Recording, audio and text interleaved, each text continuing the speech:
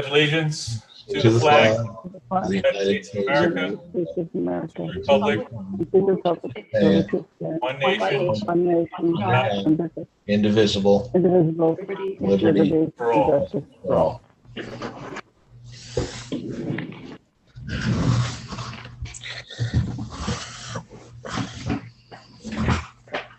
Okay, we have one public hearing scheduled for this evening for 43 Mill Street. So what we're going to do is, just because we're doing these Zoom meetings, I'll make all the initial motions, and then I'll ask planning board members to just say your last name if you want to second it. It'll make it a lot easier for our secretary to record who motioned and seconded everything.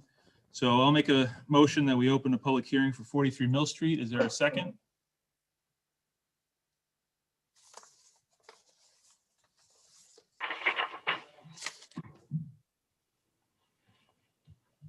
Okay, you're on mute. Can't hear you. Second. Bill Cedar, thank you.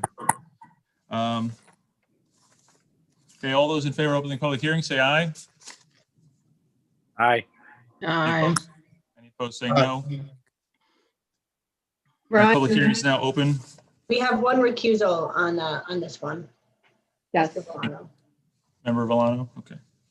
And let me just state for the record that this meeting was called to order at 7 p.m. And I want to welcome you to the January 4th, 2021 meeting of the Town of Dover Planning Board. Today's meeting has been convened in accordance with the Governor's March 13th, 2020 Executive Order 202.1, which suspends certain provisions of the open meeting law to allow a municipal board to convene a meeting via video conferencing. In accordance with the executive order, the public has been provided with the ability to view the meeting, and a transcript will be provided at a later date. I have confirmed that this meeting has been duly noticed. We have fulfilled the legal notice requirements by posting notice at Town Hall, providing notice to the meeting to local news organizations, and posting notice to the town's website. Okay. So back to the public hearing. We could have the applicant come on and the consultant. Yep. Thank you, Chairman. Again, Peter Sander from Runny Engineering. Happy New Year's, everyone. Merry 2021. Glad 2020 is over. Just to kind of pretext this a little bit, this is a lot line adjustment. Last time we were here, we had to make some adjustments or show to the plat to show the SDS system, get a code determination for some discrepancies with the conformity of it. Due to the holidays, we weren't able to get any new information, so we'd like to adjourn this until the next meeting.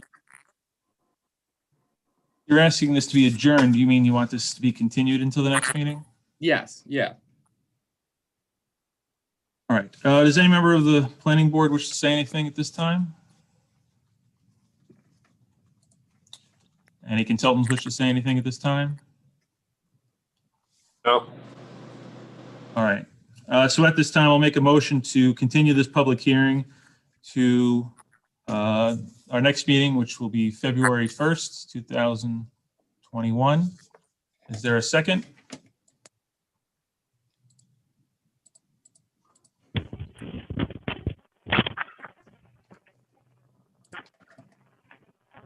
Not hearing a second. Seconded by Bill Cedar. Okay, all those in favor of continuing the public hearing to our February 1st meeting, say aye. Aye. Opposed, say no. Okay, that carries. Now moving on to old business. We're looking at Savarese, Dover Furnace Road. We had the site walk a few weeks ago and was discussed at our meeting 2 weeks ago. So leave it to the applicant to give us an update on their application. Again, Peter Sander from Runny Engineering. The applicant is proposing a 4,480 square foot structure. There's a few things that we need to address, but again, due to the holidays, we just didn't have time. So again, we'd like to adjourn this to the next meeting. Okay, and again, you want it to be continued to be discussed at the next meeting. Okay. And so again, you have stuff that you need to submit. The current deadline is January 13th. Just want to make sure you're aware of that. Yep. Okay, so that would need to be in by January 13th. All right. Perfect. All right. Any members of the planning board wish to discuss anything with respect to Savory East over Furnace Road?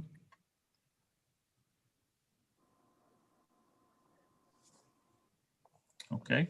And any consultants wish to add anything to the discussion at this time?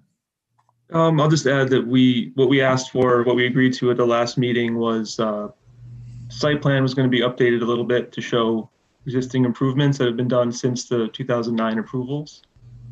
And we also were all in agreement that this should be a special permit submission, treated as a new application. We're thinking of reaffirming the SECRA review. So we're not looking to, open up anything else there, but the special permit application and fee is still needed to process that and set Gotcha. a public hearing and everything else. All right. Yep. That will all be in for the January 13th submittal or deadline. So, Okay. Thank you, Mr. Sander. all right. Until Any then- other comments from the consultants? Not for me. No, All right, thank you. All right. All right, thank you, Mr. Sander. Thank you very much, guys. I'll have a good night. Right? Night, Peter. All right, next, under old business, we're discussing Harlan Valley Homestead. Is the applicant on for Harlan Valley Homestead? Yes, good evening. My name is Kathleen Gallagher. I'm with Insight Engineering, Surveying, and Landscape Architecture. Tonight, I am joined by the applicants, Josh Viertel and Michael Armilio are on the call, as well as Neil Alexander, our land use attorney from Cuddy and Fader. I'm going to share my screen.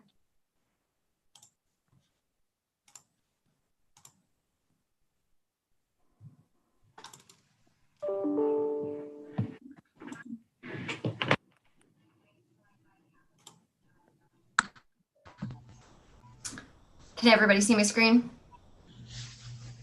Excellent.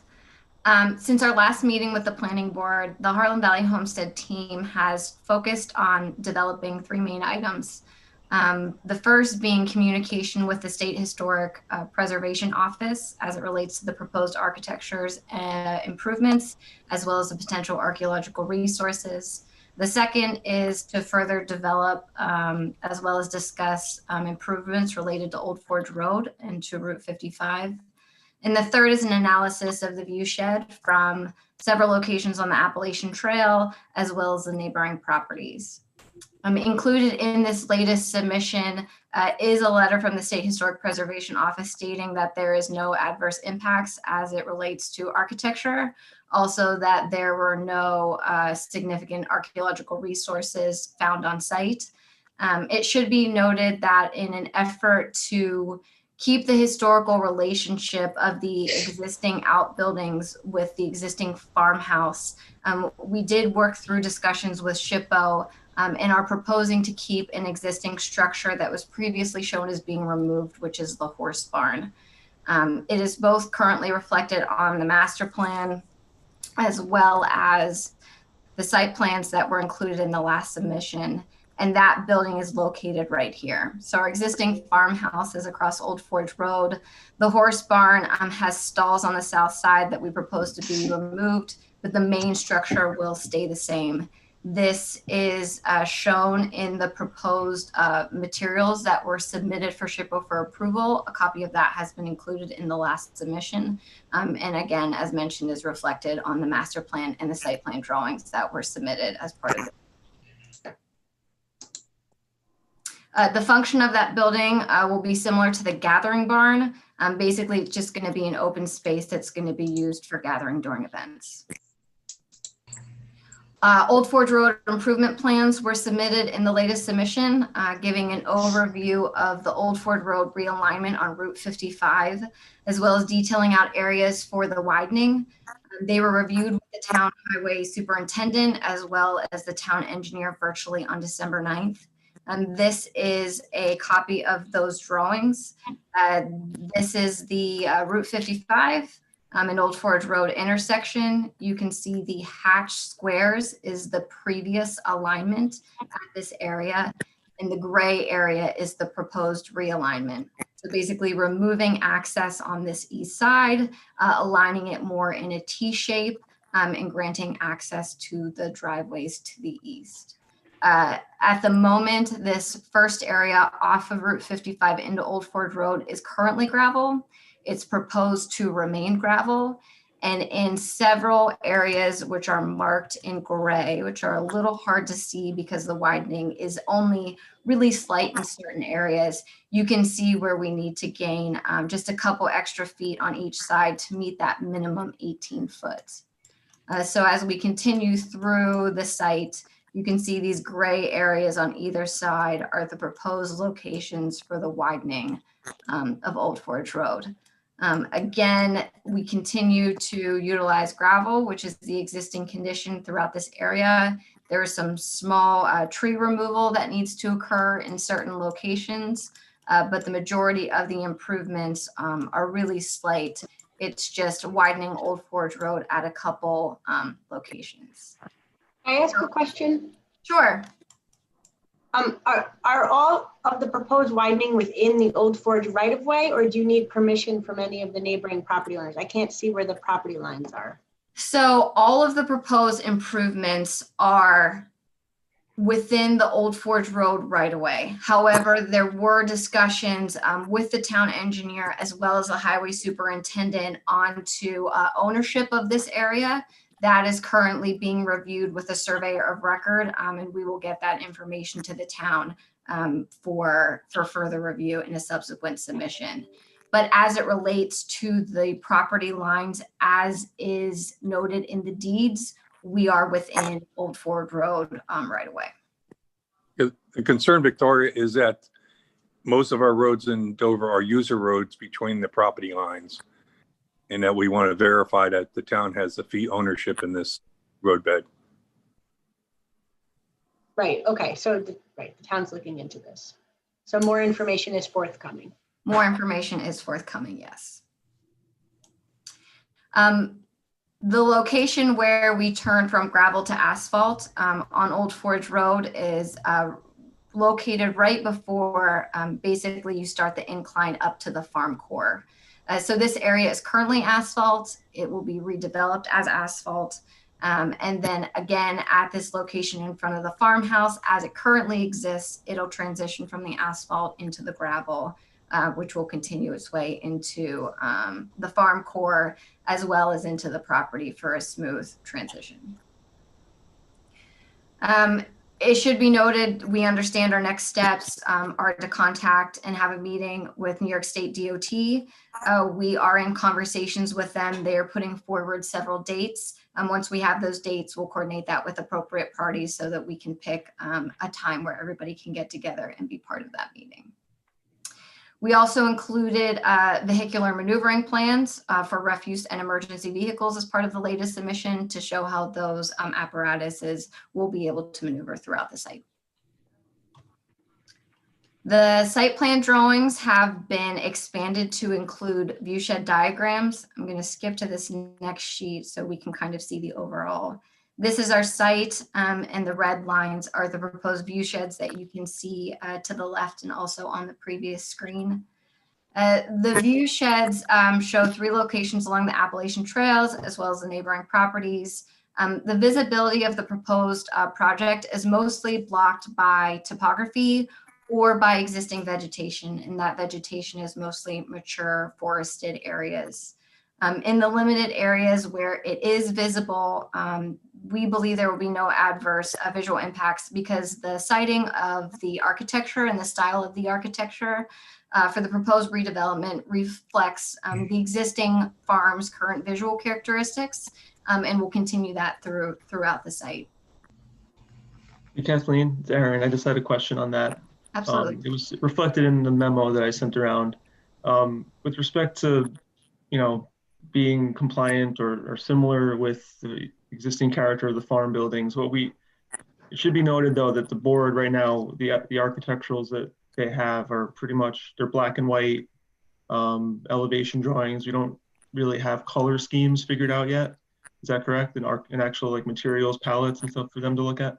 Correct. Now that we've worked through kind of some of the details with SHPO, it is our intention, based on your recommendation, as well as understanding with the team, that we will submit an updated, basically architectural package, and we can include materials and color palettes, initial materials and color palettes, with that submission to get initial thoughts from the planning board. And I think from the Appalachian Trail point of view, it is far, but there's a possibility that you'll see rooftops, and if there's a plan to actually blend together what's currently there as far as like the material and color of the roofing with what you're proposing, I think that's a good idea. Absolutely. If you're proposing metal roofs or what, and what color those are currently, and what you think you'll do for the new cabins and other buildings. Absolutely. We can put together a submission that pays special attention to those items. Great. And also on this, and again, reflected in the comments, I don't know if it was clear, but I was also hoping that you could summarize this as part of that narrative for the EAF attachments. That would certainly help, having this as its own little section in that narrative you've already written up, referencing the drawings and summarizing the findings. Absolutely. That can be added to the narrative. Yeah, that's all I had for now. Kathleen, we don't see these at the board very often. Can you just explain for everyone who's watching how to read these? That was going to be one of my questions. Thank you. Absolutely. So we cut section lines through certain locations. So each section is labeled. You can see the label view shed A1 to A2. And if we come back to our key plan, we can see the section lines labeled A1 to A2. So this plan is being read as if this section is being read as if you're standing at this area. Your A1 is to the left, your A2 is to the right. As we go back to here, you can see our A1 is to the left, our A2 is to the right. And then what we've done is we've placed them at specific locations. This example is at an existing outlook, actually on the Appalachian Trail. And then it cuts through the property. You can see the existing grade, which is this dashed line below that goes through the project. We've labeled the 10-mile river, our different property lines. We're showing existing structures and proposed structures for the project, as well as existing mature vegetation that is shown on the project. And then what we do is we label what those view sheds are. So, view over existing vegetation, hiker's primary range of view from the lookout. This particular lookout is the big expansive lookout that this area is known for to the north. We designate that you're showing 9 miles. You can see 9 miles from that area. The view shed over vegetation, you can see 1.5 miles to our existing project. And then basically at each one of those locations, we note that the view is either blocked by topography or the view is being screened by 1,300 linear feet of vegetation, just to give an idea of the proposed development area and what the items are in between a view from a house, a view from a hiker's viewpoint, and then to that proposed development area that's noted on each one of these drawings.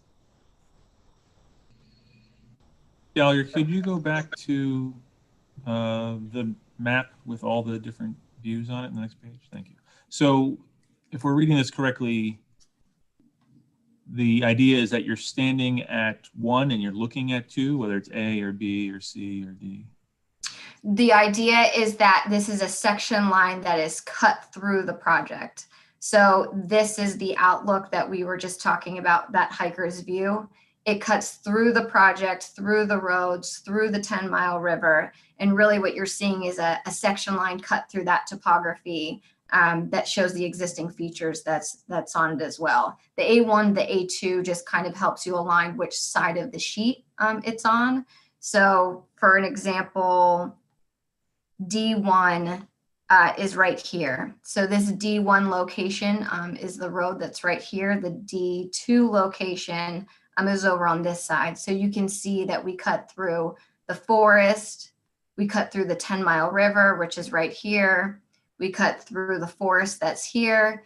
And then we show the view shed into that cabin area, which is located here. Can And then you we show come- where someone would stand, like where they're facing to see the D1 to D2 cut through? You would be standing on the left side, somewhere on the left side. So there's some imaginary point to the left of D1 and D2 where people would be standing. That's what Yes, I mean, it's taken to scale as the cut, so it's not being shown in a perspective. But yes, there's one side of the section that you're looking to see the full section through. And then our dash lines are our views of a person as if they were standing somewhere along that line. So from this area, there's a road that's here. So we're showing if you were standing at this intersection of these two roads and you were looking this direction, what would your view be? And this blue dashed line is showing that view is screened by 2,100 linear feet of vegetation if you were standing at this intersection and looking down onto the proposed development, which is the cabin area that's here. Was it considered at all taking a picture from A1 so people could see what it actually looks like from A1 and having that alongside the cross section that you? So the difficulty there is you are screened by a lot of the vegetation. So you're not going to truly be able to see this proposed development from this intersection. You're going to have a lot of trees in the way and it's not really going to be able to give you the feel. The only location where we thought that was really kind of applicable is that overlook where you can see part of the proposed development kind of in the view. But again, this would be your view from most of these locations. A picture is just going to kind of show you it all kind of mumbled jumbled together. It's not going to really reflect what can be seen or what can't be seen. And this is more of a visual to show that, yes, it's not just a couple trees. We're actually showing you 1,300 linear feet of trees before you kind of get to this proposed development. And if you could just return back to the map, is there a view shed from, say, the end or farther along on Old Forge Road where there are some houses located? So this is Route 55 in Old Forge Road, which comes up through the property and then into Connecticut.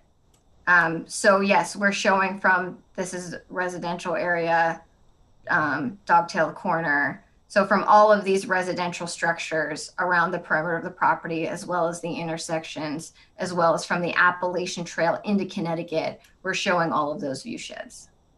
Okay, so what I was asking, I guess, if I'm looking at your diagram here is the view shed from F2 and G2, that's where there's houses beyond the property along Old Forge Road. Correct, that's the adjacent homeowners. So our F2, again, F1 to F2. So our F1 is from this location and our F2 is here. We try to number them left to right so that you're always kind of reading it left to right on the screen. So F1 starts within our property. It goes through the proposed development and then to the neighbor's structure. And so you can see here, basically, this is that proposed development we were just talking about. It goes off of our property onto the Priest property. Then you can see their proposed development. And again, what we're showing here is you're really screened by, and what you can kind of see on here as well, but you're screened by a significant amount of vegetation before you get to the proposed development on our project. Where would you be standing for that Kathleen? view? If what we're showing on here is basically this line is if you're from the second story of the residence and that you're looking. That's what I was down. just going to ask you to do, Kathleen. It's Neil. If you just blow it up a little bit, I think you can see how, if I'm looking at, sorry, it's Neil Alexander from Cuddy and Fader. I'm the project attorney, land use attorney on it. I'm sorry to introduce myself before. So I think and Kathleen, take over, but what I'm sort of looking, if I look from right to left, off-site on F2, back to F1, what you're showing is first, as you go left to right, first you look into the understory of the trees, then you actually have terrain that's intervening, and then you still have trees, and that's all before you even get to a grade change that you could even begin to have a line of sight on. Is that a fair characterization, or at least for an attorney to put it that way? Absolutely. And that's a really good point. Each one of these is really designated by just a little snippet of a narrative of what's really happening. So the view is being blocked by the topography, from the Priest property, as if you're looking from the second story of a residence.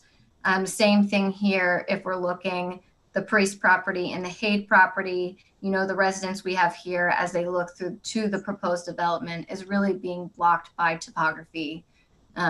Which is what we're showing in this existing dashed line to the proposed development. Could you just go back to that diagram one more time of all the view sheds? So what we were just talking about was G1 to G2 and F1 to F2, and you can see the residential homes that are here and here. And was there a consideration of a cross-section from F2 or G2 toward the west or southwest towards C1, just to give a reference point on your diagram, so that from their house looking across where there's more development in the field on the northwestern part of the property? The development in this area is really located along these cabins, and there's a saddle that's located right here, and really that's the high point of this area, and that blocks most of this view. So what we were trying to do is where we feel like it's most vulnerable is actually to this proposed development, which is kind of the tallest buildings.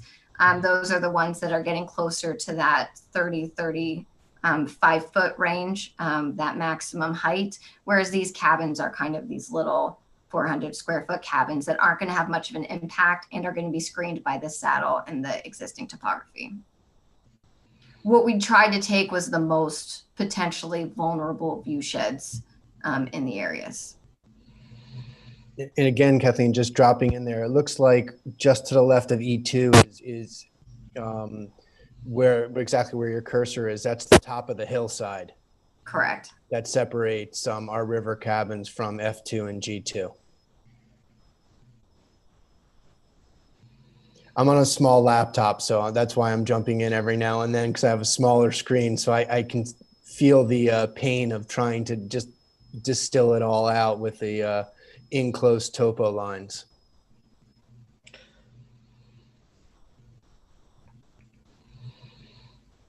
Thank you, Mr. Alexander and Ms. Gallagher. If you could continue, please. That really concludes my technical review of our updated items for this submission. As mentioned in AKR's letter and as mentioned in Cuddy and Fader's, letter, we do respectfully request that the planning board moves forward with the next steps in the process, which is to circulate notice of its intent to serve as lead agency and to circulate for seeker to involved and interested agencies. Thank you. I do have a few questions, and then I'll open up to the other planning board members, see if they have any questions or comments, and then to the consultants. Just back to Route 55 and Old Forge Road work that is being proposed.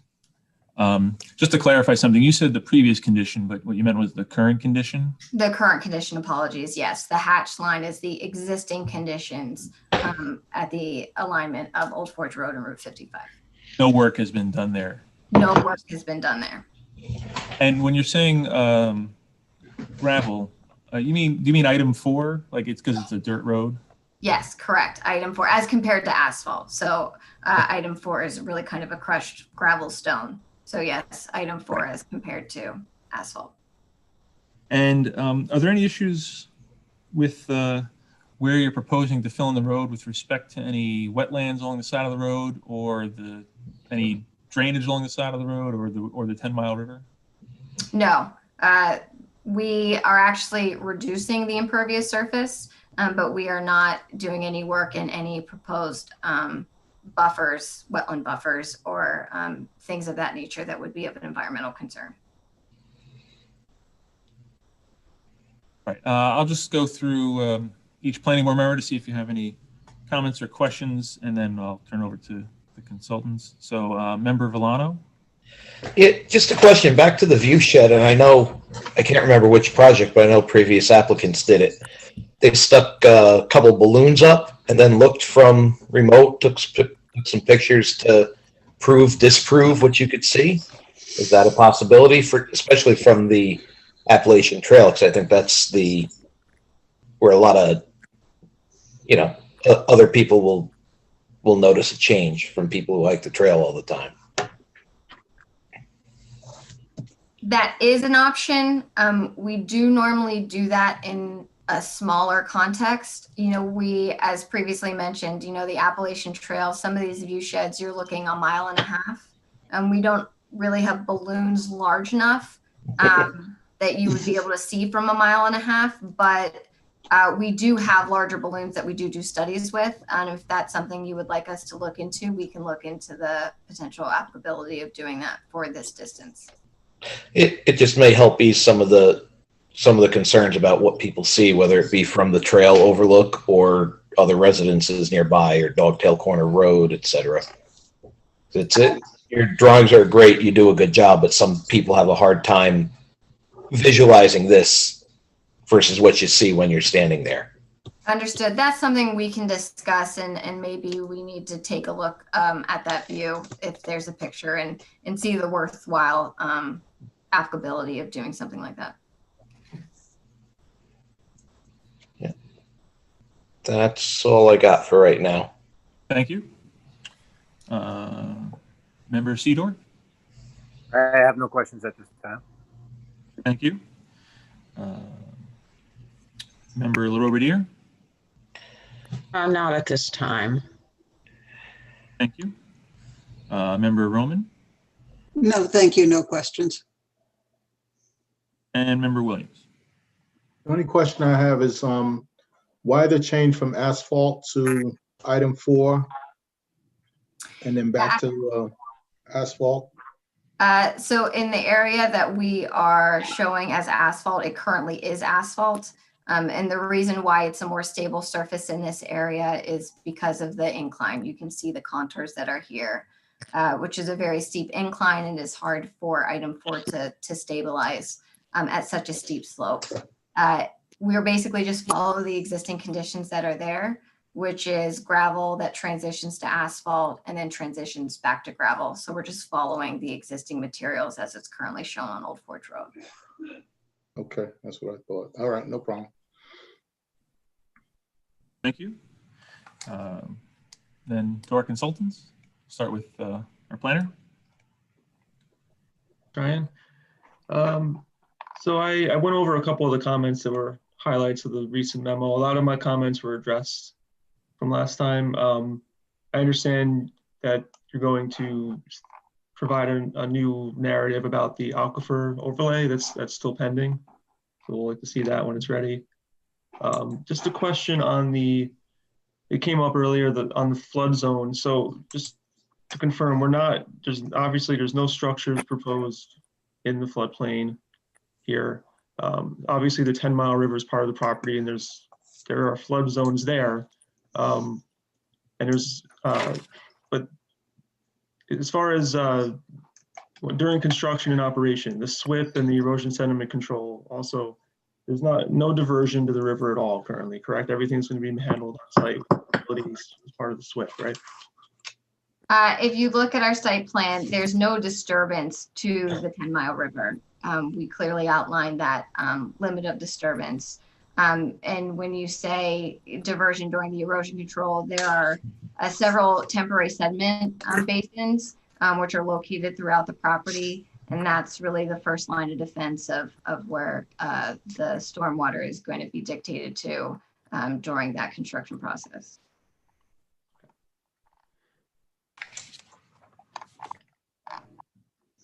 Another question is about the overflow parking area. Since the last meeting, there's been a couple of comments from the neighbors about it, and you also provided a response that you're going to work on a landscape program for that area. There seems to be some disagreement. We're not in a public hearing currently, but there seems to be some disagreement about the visibility of that area from the neighbors and the current use of it now. So just keep that in mind. And wondering if there's been any kind of thought or discussion about an alternative location for that, or why it has to be there.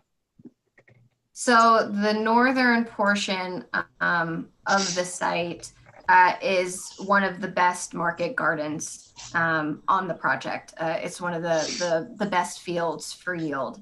And so currently there's an existing driveway which proposes to be reutilized as part of this that comes down. And so utilizing that existing location and allowing this proposed overflow employee gravel parking, allowing employee access to that area. It allows, as it currently is functioning as an access way to those agricultural areas.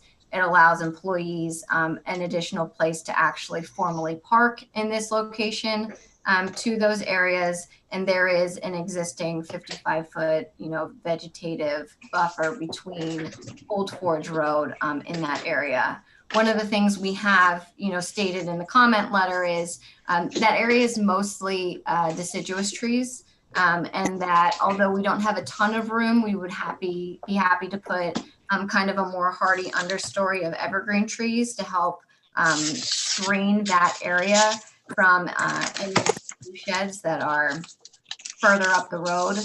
But really its location and its placement was to avoid making another curb cut into Old Forge Road for somewhere else to gain agricultural access to the northern side of the property, as well as I think potential just access to this area if there's a small event or something of the sort that takes place in this location. And you just need temporary parking for employees or whatnot just to gain access. This just gives that intermediate as compared to parking kind of in any general space in this area. It's something more formalized and something more contained. And there's currently no farm roads that lead from, say, the area of the cabins to that part of the site, correct? Access from here to here. Right. Correct. No, there is no formal access from the cabins that could be reutilized. We would have to disturb area, put down more surface, look at the way that we kind of transport through the existing forested areas, agriculture, things of that, because these are currently being used as pastures. There's a lot of existing stone walls in this location, and it's important for the historical value that we keep those as much intact as possible. Sorry, just a question. Once you have the employees parked there, I'm assuming you're shuttling them back and forth, because otherwise that's what, a good half-mile walk to the core plus? Well, as mentioned, there is agricultural fields up in this area. So right, but you got a 50 parking space lot. You're not having 50 people park there and work in those fields. The majority of them would go to the core. It's currently only 21 parking spaces. Sorry, I missed. And again, but either way, we don't intend for it to be used frequently or often. It's really in the scenario of which you need access to that northern field. And yes, in the rare occasion where we would want to maybe open up a couple hospitality employees to be able to relocate their cars from here, they would drive up and they would either be expected to walk back or be shuttled with a golf cart at that infrequent event.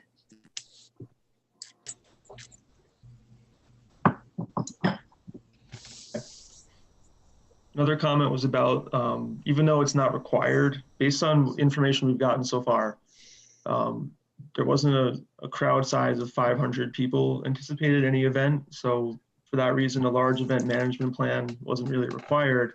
But it sounds like you have Creighton Manning working on something similar to that, an operations plan for moving around the site.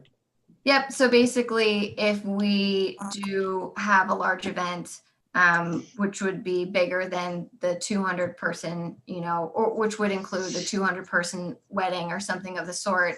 We obviously go over the parking we have allocated at this small area. Basically, how do we use this overflow event parking? What does that include? Signage, parking attendants, things of that nature.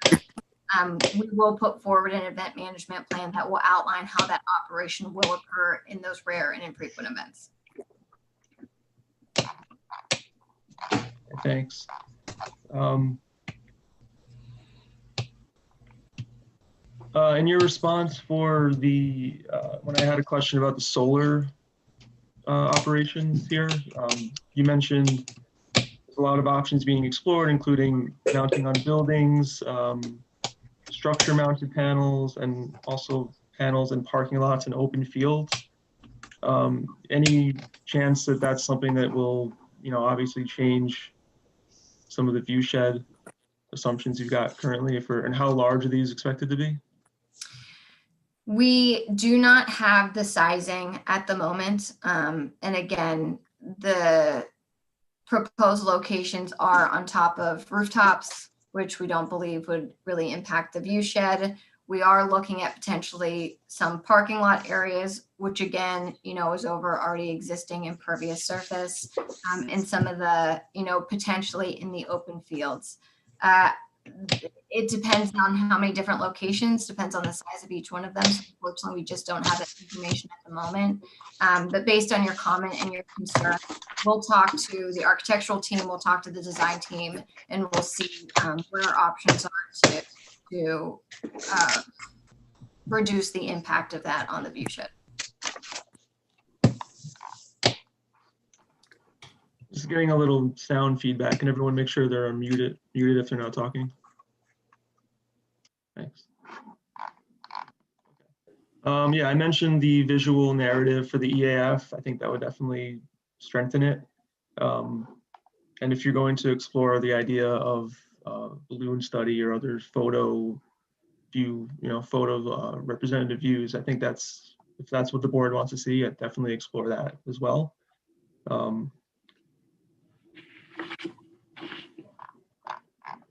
The rest of these are pretty, a lot of these comments were addressed. I want to move down to the noise comments. And like my recommendations say at the end of the memo, I do think we can still, we can declare lead agency status and, circulate SECRA. And I just want to make it clear for anyone that might be listening, that doesn't mean that the EAF is a final document. It doesn't mean that we're ready to issue a negative declaration for this. It just means that town board or planning board is declaring themselves lead agency and commencing a SECRA review. It lets the involved and interested agencies know that. It gives them 30 days to respond if they object to the planning board being the lead agency. That rarely happens. And they'll also have some opportunity to comment on what they get. So this does not mean that we're accelerating the end of the SECRA process. It's really just getting started. I just wanted to make that clear. And with regard to the noise study, a lot of the comments were addressed. There is a little bit of a concern with 3 items, I guess I could call it.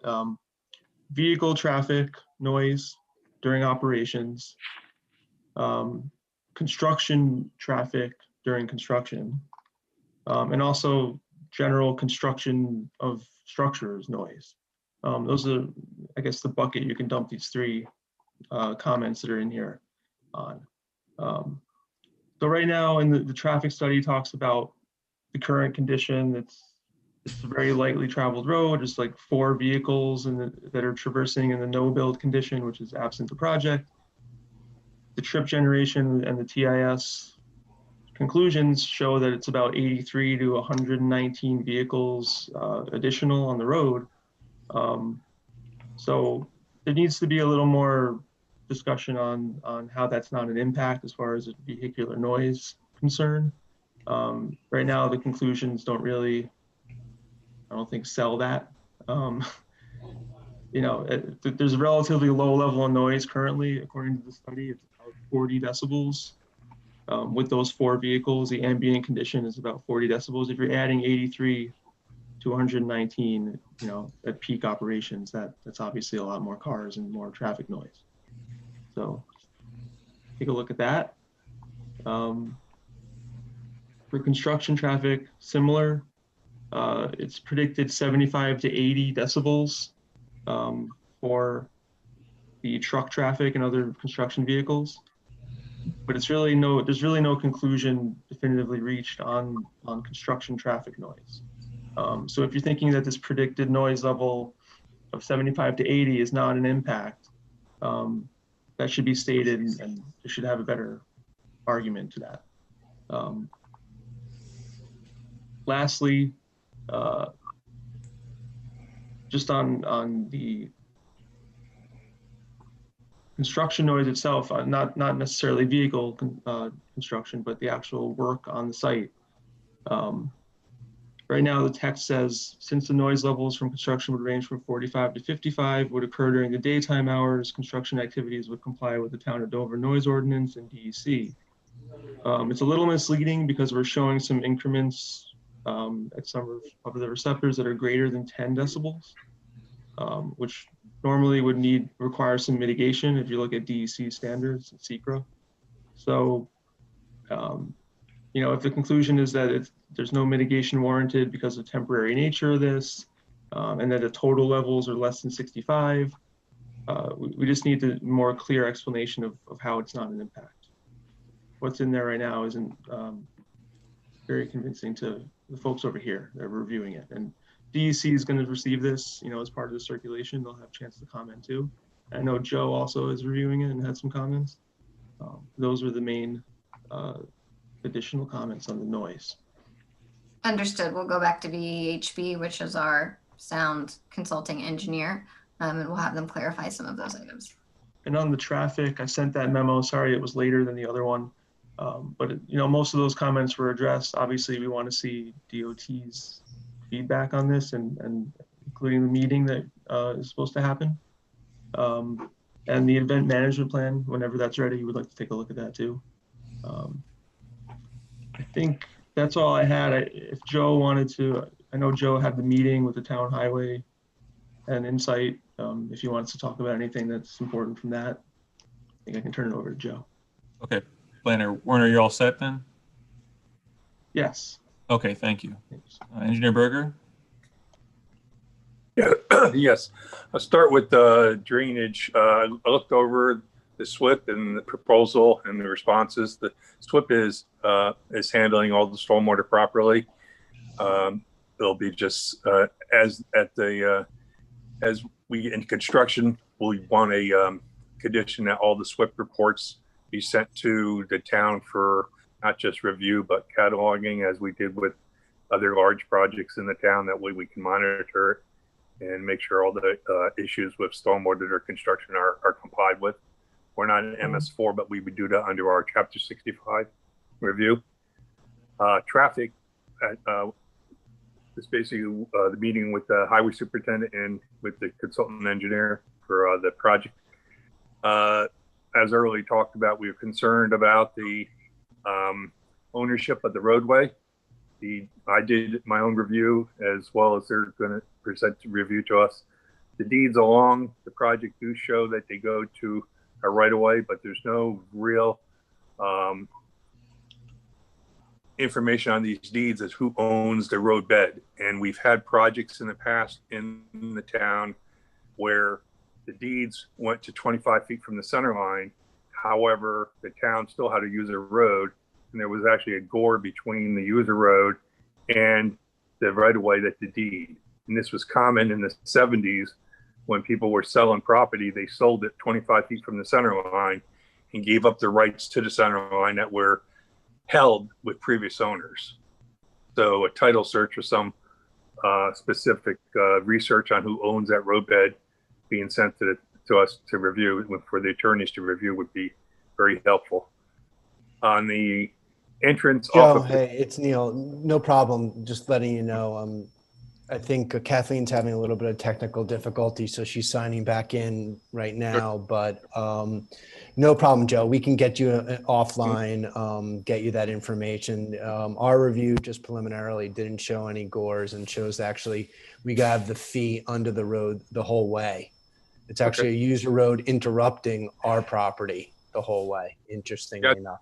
But we'll get you that information for you to review on your own. No problem. Yeah, an initial look looked like there was a user road through the property itself, but maybe fee on the outside, but I didn't dig into it deep enough. I figured you would be doing that. Okay. On the beginning where it goes off of Route 55 into Old Forge, where we're abandoning a portion of the Old Forge and turning it into a driveway, that's something we discussed at the meeting with the highway superintendent. Dover does not want to take over the responsibility of maintaining that driveway.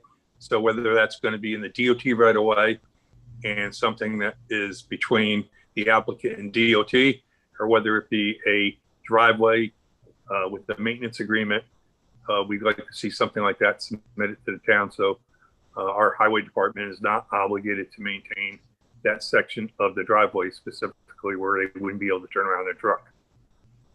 Also on the traffic further down Old Forge, there's a small culvert that's been in distress over years. Matter of fact, was fixed a year or two ago when it was some impact to it. And we're concerned about all the extra trucks and stuff going over it. It was going to look into how development would be affecting the bridge crossing right now and get back. On sound, concerns I have in having a extended period of time on another large project here in Dover that just ended, and a very detailed issues with sound. Our town is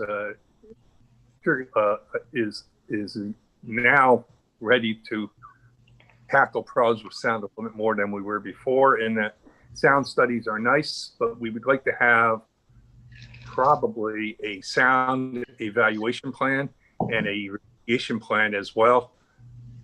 What I mean by that is not only do I want to see the receptors of where we are going to be checking at the end, so a final sound certification to show that there's been no impact, but what mitigation and what additional work can be done or will be done. On this previous project, the building inspector and I made several certification inspections for the site requiring large amounts of additional work to be done, even though the sound study that was submitted back when it was started said there was nothing that would go wrong or there wouldn't be any issue. The fact is, sound studies are at best an estimate of what it will sound like. In real life, once things are built, things go wrong and mitigation has to be proposed. So the sound study is thorough. It's looking into things. Aaron's looking into other things that need to be done. But I think as far as for the town's sake, we'd like to see again, an evaluation certification program in place that we talked about earlier. And if we can't meet those certifications, what will be done, or assurance that things will be done before COs be issued. And that's basically my comments.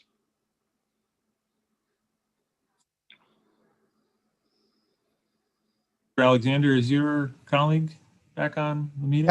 Kathleen is back. Thank you for asking, Chairman. And Joe, just one little thing on the sound. I think you're talking about really more for the large scale events, really, than day-to-day operations, I assume, on that sound issue with the studies. Well, right? yeah. I mean, day to day, it's just it's a small, it's a small to medium resort, as opposed to when it has an event that's going to have over 200 or over 450 at the various locations that are identified in the sound study. I just wanted to make sure we were talking about the same aspect of concern, really. Yes, that's exactly. But also to just verify that after that we meet the standards. Yep, understood and agreed.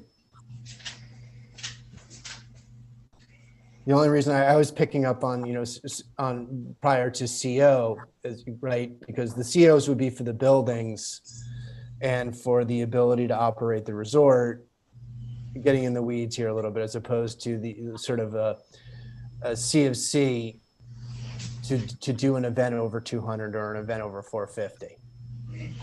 Yes. Yes. I'll leave it up to the lawyers to determine the exact. Well, this is a little bit different than the one I think you're talking about, because that one had a sound where you could turn it on and you could tell what the sound was going to be. In this situation, I don't know, we'll have to talk about how we're going to measure sound if they don't have a CO, because they won't be able to have people on the site milling around and using it until that CO Well, is issued. I think Victoria, it's not the CO to operate the conference center itself. It's really related to having those larger scale events, which is what the sound study focused on. And so, I mean, we can talk about it more for sure, and we can give you more. I was just trying to frame it. It's because I think what gets a little bit of anxiety on the phrasing is the notion of holding up the ability to open up the resort as opposed to having the events, kind of like a religious facility, right? You know, you're going to have big turnout for Christmas and Easter, but you probably build the religious facility for your weekly use in your religious school, right? So the issue that would be at hand of concern is, you know, the large volume events as opposed to the general operation of the facility. And that's what really I was just trying to separate out from each other, that we wouldn't hold up the ability to have guests inside the building for coming and staying with us over whether we were able to get fully into compliance with all the various mitigation measures that we could need relative to having over 200 or over 450 people as discussed in the sound study. That's what I was trying to distinguish. I think what I was referring to is issue that a certification be provided, all the work was done properly, and that spell out certain corrective actions that would be implied or be proposed in the event of a large event that the sound exceeded what was expected. So that Don or any building inspector would have a proper way to monitor and then proper way to implement corrective measures without any issue, because it's already spelled out. Now, I'm sure that could be worked out between the lawyers on how that is, but I think we need to have something other than here's the CO, we're done, and 6 months later, a year later, a big event occurs. Don Anderson gets complaints that there's 90, 95 decibels at 2 a.m, and we have no written down procedures of what should be done. Agreed. We're on the same page. Engineer Berger, anything further? No, that's it. All right, thank you. Attorney Polidoro? One board member this evening requested a balloon study and potentially some photographs. So the board members should all discuss whether that's something they want the applicant to pursue or not. You should give some feedback on that tonight. I agree that the application still needs some more information to be complete, but there's enough information to send it around to the other agencies so that we can start receiving feedback from them and start the circulation process tonight. And that's it for now. Okay, thank you. On the idea of a balloon study, what I find in terms of visual impacts is that you tend to notice them when you're up close or you're really far away and not at an intermediate distance. So given that there's nothing terribly tall or terribly large at this site, I'm not sure if any kind of balloon study would be helpful, because the up close visuals and the very far away visuals, I think, won't really be impacted all that much. But I want to open it up to the rest of the planning board for discussion.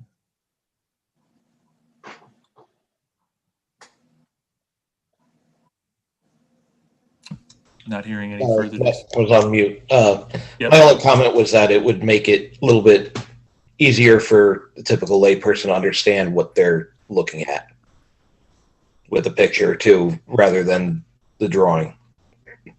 So what about the idea of then a actual picture from the From each spot would work fine. spot with then, what it, the visuals, drawn in. What it would Yeah. actually look like with the That building. that would drawn be in. fine. I think it's a little bit more descriptive and easy, helps people understand it better. Because I just think if you're at that one site on the Appalachian Trail and they put up a balloon, you might not even be able to see the balloon unless it's very Right. low. Right. On a gray day, you'll probably won't see it. Might not see anything, sure. And we would Any only other- be able to provide, these studies at public access points. We Correct. obviously are showing from second floors of people's residential properties. We would not be able to show it, from a private No, property. that's understandable. I wouldn't expect you to walk on someone's property to take a picture. But you could do a picture from various points along Old Forge Road and see what that may look like. Correct, Ms. Gallagher? From locations along Old Forge Road, if you're getting it within our property, it would be much more difficult. That would be much more extensive renderings that we're not prepared to be able to execute at this time. But to do something from like the intersection of Route 55 and Old Forge Road, we could take pictures from those locations. Right, or past the site on Old Forge Road, looking back towards the site, say in a southwesterly direction. Is that something that is possible? Yeah, we could show from some of the edges of those sections that we had shown some pictures from roads, intersections, and the Appalachian Trail. Thank you, Ms. Gallagher. That'd be helpful. Members of the planning board wish to further discuss visuals? Well, I would agree that photographs would be helpful. I don't really think that balloons would be that practical. Thank you, Member Roman. Any other input?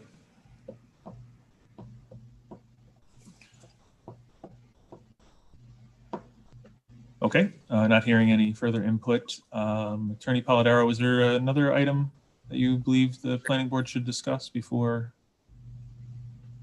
moving on? No, Member Cedar, that you was have- the feedback on the visuals that I think the applicant needs in order to move forward. And then when you're ready, there's a resolution prepared to circulate and declare lead agency. Thank you. All right, any further input from the planning board members before we proceed to the resolution?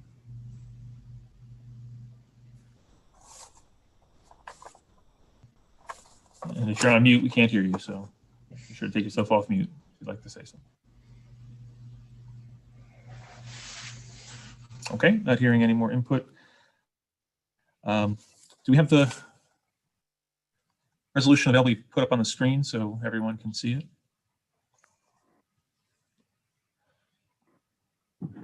No, I don't. I just Okay, sent it to Polidoro? Aaron so he can. Okay. put it up. Give me a sec. Attorney Polidoro, do we add on those two interested agencies that we had discussed? We Yeah. did. The Appalachian Trail Conservancy has been included as an interested or involved agency, as has Dutchess County Department of Planning and Development. Thank you. And while Aaron's pulling it up, there is a note requesting that changes to the EAF be made before the circulation packets are put together. In Mr. Warner's memo, he identified a few changes that had to be made. So once the EAF is updated, it will be submitted to Marilyn along with all of the other attachments, and then it can be sent out. Everybody see the resolution up? Yes, that's fine. Yes. Okay, yeah, so there are some, and if you look at my memo that I sent around last week, there's some minor EAF form edits that could be made. And also if you want to, update those narratives to incorporate the visuals. And then that way it's all a complete package, the EAF with an attachment narrative plus all the supplemental studies. Once those are received, that's when we can circulate. So you think that's possible for this week or whenever you think, at that point is when we'll get copies out to all the agencies. Updating the EAF and updating the narrative to include that paragraph. Yes, we believe those 2 items can be accomplished this week. Great. Okay. Seeing no further discussion on this, I'll read the resolution and then entertain it as a motion. If you could just scroll down all the way to the end, Leonard Warner. Just wanted to Yeah. see. Do you see this last page? I'm also going to end up, when I'm done reading the resolution, I'm also, just for the record, going to read all the interested and involved agencies. So at the end, if you could scroll all the way to the bottom. Okay. Yeah, sure. Thank you. All right, so I'll read through the resolution and then I'll make a motion, then we'll need a second, and then we'll see if there's any further discussion by the planning board members. So you can go back to the top. I know it takes a few extra minutes, but I'm accustomed to reading every word of this. So, whereas the applicant Harlan Valley Homestead LLC has submitted an application for subdivision, special use permit, site plan, architectural review board, and erosion sediment control permit approvals to establish a country inn/conference center use consisting of an agricultural/education center hosting farm stay lodging, educational workshops, retreats, and events on property located at 132 through 147 Old Forge Road, also known as the project. And whereas the parcels involved in the application are identified as tax numbers 7160-00-981478, 7260-00-062777, 7260-00-089448, 7260-00-123597, 7260-00-089448, and 7260-00-167790, also known as the site, and are located in the rural district, also known as the RU, and resource conservation, also known as RC zoning districts, partially within the floodplain, stream corridor, and aquifer overlay districts, and partially within New York State Agricultural District 23. And whereas the project is depicted on, among other things, the following submissions from the applicant: a master plan entitled The Country Inn and Conference Center at Harlan Valley Homestead, sheets 1 through 5, prepared by Insight Engineering, Surveying and Landscape Architecture, PC, dated December 12th, 2018, last revised December 16th, 2020, and a site plan entitled The Country Inn and Conference Center at Harlan Valley Homestead, sheets 1 through 37, prepared by Insight Engineering, Surveying and Landscaping Architecture, PC, dated October 14, 2020, last revised December 16th, 2020. And a sketch plan entitled Sketch Plan of Proposed Lot Line Change, prepared for Nano Garden LLC, prepared by Insight Engineering, Surveying and Landscape Architecture, PC, dated October 14, 2020. And architectural elevations entitled Harlan Valley Homestead, sheets 1 through 35, prepared by Shelter and Architectural Design Firm, dated October 14, 2020. And a road improvement plan entitled Roadway Improvement Plan Homestead Educational Facility, sheets 1 through 7, prepared by Crichton Manning Engineering LLP, dated November 2020, collectively known as the plan set.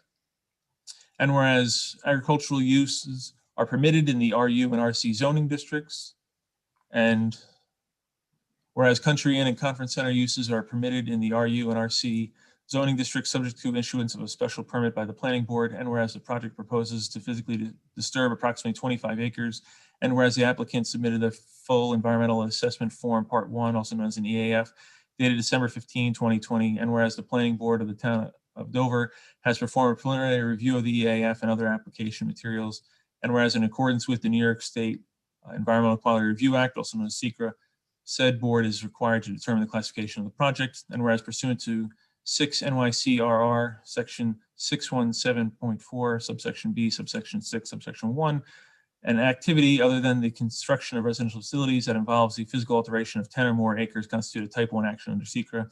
And whereas by memorandum dated December 31st, 2020, the planning board's consulting planner identified necessary revisions to the EAF, also known as the planner's memo.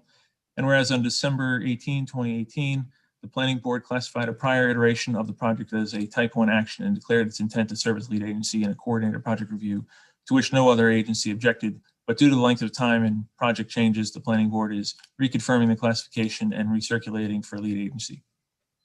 Now therefore be it resolved that the planning board hereby 1, classifies the project as a type 1 action under SECRA, 2, declares its intent to serve as lead agency, in a coordinator review of the project. 3, directs the secretary to circulate notice of the board's intent along with a copy of the application and EAF to all involved and interested agencies as soon as an updated EAF revised per the planner's memo is received. And if you could just scroll to the bottom now, please. Thank you. Those involved and interested agencies are the Appalachian Trail Conservancy, the town of Sherman in Connecticut, town of Dover Town Board, the town of Dover Highway Department, the J.H. Ketchum Hose Company Incorporated. Just put a little comma in ink there, please. Dutchess County Sheriff's Department, Dutchess County Department of Behavioral and Community Health, Dutchess County Department of Planning and Development, Dutchess County Water and Wastewater Authority, Dutchess County Industrial Development Agency, Dutchess County Department of Public Works, New York State Department of Transportation, New York State Department of Environmental Conservation, and the New York State Office of Parks, Recreation, and Historic Preservation. I'll make a motion for the consideration of this resolution. Is there a second? Member Roman seconding. Roman seconding. Okay, further discussion by members of the planning board. I'll just make sure that I hit every member here. Member Sedor? Aye. No, any further discussion? Oh, no, sorry. All right, thank you. Member Villano? No, not at this time. Member Laroviere? No. Member Roman? No. Thank you. And Member Williams? No. I have nothing further to add at this time. Seeing that there's no further discussion, we'll need the secretary to call the roll. Brian, Aye. Valerie? Aye. Tamar? Aye. Bill? Aye. Michael? Aye. Henry? Aye. All right, this resolution is adopted 6-0 with 1 absence. Thank you. Thank you. I just have one more question. I know that, we had talked about some of the pictures in those specific areas. Is that I want to make sure that we are giving the planning board, the views that they are really looking to see. Is that something that it's comfortable if we talk to Aaron at AKRF, maybe just give him an idea of what locations we plan on taking views from and get his okay? I just want to make sure we're sending one person out one time to kind of get all of Sure. those items and that we're complying and giving the planning board what they desire. I believe that makes sense, given the discussion that we had. I would think that, a drive along Dogtail Corners Road, Old Forge Road, from the Appalachian Trail, anywhere that, it's reasonable that someone could possibly see this site. Again, a picture at an intersection such as, that's just too far away from the site, I don't think could have much, would be much help just to see, that there's a bunch of trees in front of wherever you're standing. So I think you could limit it to just those, like you said, publicly accessible areas where you can actually visualize the part or all of the site. But I mean, is there any other input from any members who this was a concern? No, that pretty much covers it. Thank you, Member Rolando. And again, we aren't prepared at this moment to do full renderings, but Sure. would be able to do some sort of massing study. Planner Werner, so we have a deadline of January 13th for submissions for the February 1st meeting. So you'll work with their consultants. Sure. And I mean, I don't know if it's feasible to have this done in the next 9 days, but Given that we have 30 days to start hearing back from the other agencies, I'm not sure it makes sense to rush that unless the applicant thinks they can get it done within 2 weeks. We'll review on our end to see what our timeline is and availability that we have to do it. But yeah, we'll take that into consideration that, yeah, we're waiting 30 days for comments from other agencies.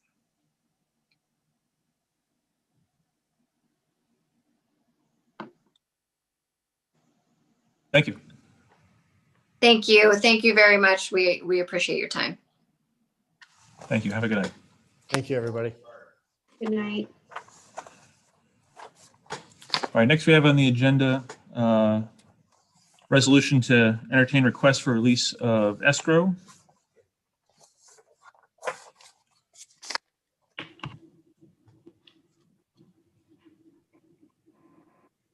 Victoria, do you want me to share those too?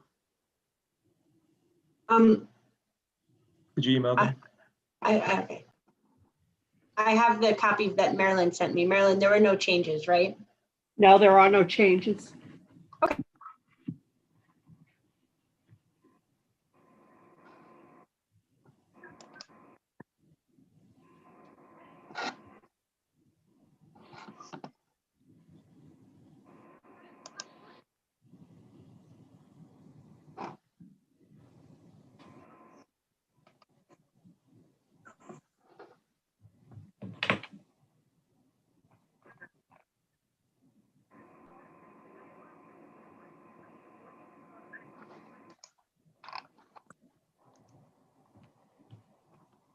Okay, I just got it. Give me a sec.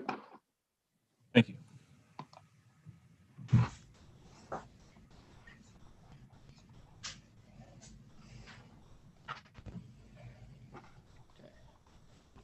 Yeah. All right, so resolution authorizing release of planning board escrows. Be resolved that the planning board of the town of Dover does hereby authorize that the following planning board escrow be returned to the applicants as set forth below. So we have an applicant, Katsaftis accessory apartment, planning board application number PB 19-169.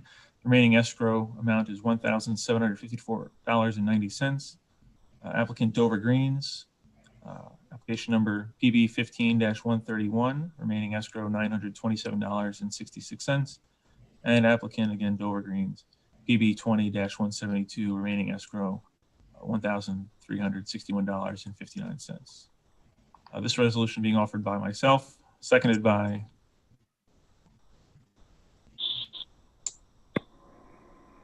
Second, Sedor. discussion.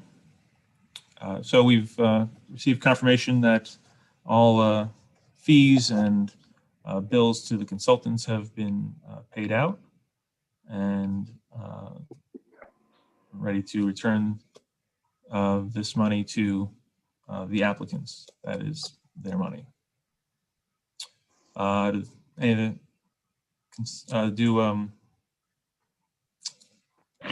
Attorney Polidoro, do we need to add anything else to this? No. Thank you. All right. Any members of the planning board have any discussion on this resolution? No. No.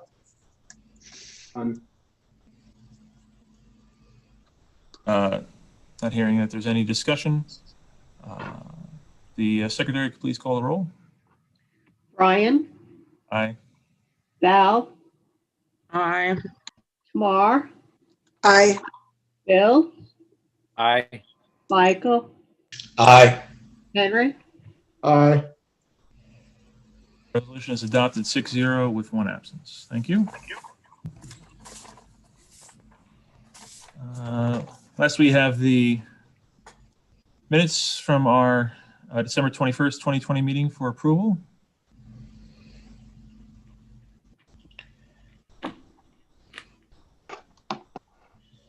So I'll make a motion that the minutes as written are for approval, seconded by Second, Roman. Roman. Thank you. All right, discussion on approval of the minutes from December 21, 2020.